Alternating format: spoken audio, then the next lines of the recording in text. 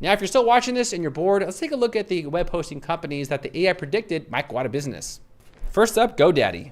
GoDaddy has over 7.5 billion in liabilities. GoDaddy's debt to equity ratio is nearly 20 to 1. So what does that mean? Imagine you own a lemonade stand and you borrow $2,000, but you only invest $100 of your own cash. If anything goes wrong, you owe a ton. And that's exactly the kind of pressure GoDaddy's business is under. Number 2 is Bluehost and HostGator. In 2023, Newfold, which owns Bluehost and HostGator, issued $515 million in bonds at a sky-high interest rate of 11.75%. Now, these bonds were actually rated CCC+. What does CCC+ mean? This is actually a junk credit rating.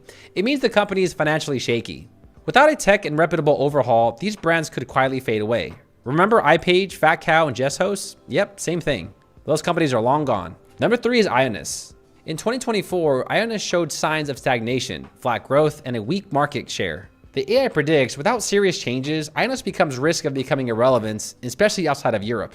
And number 4, DreamHost. And it's easy to see why. Their performance is laggy, they still don't have any Lightspeed servers, they also have no Cloudflare or enterprise hosting. The AI predicts unless they get aggressive with updates, DreamHost may drift in the backgrounds.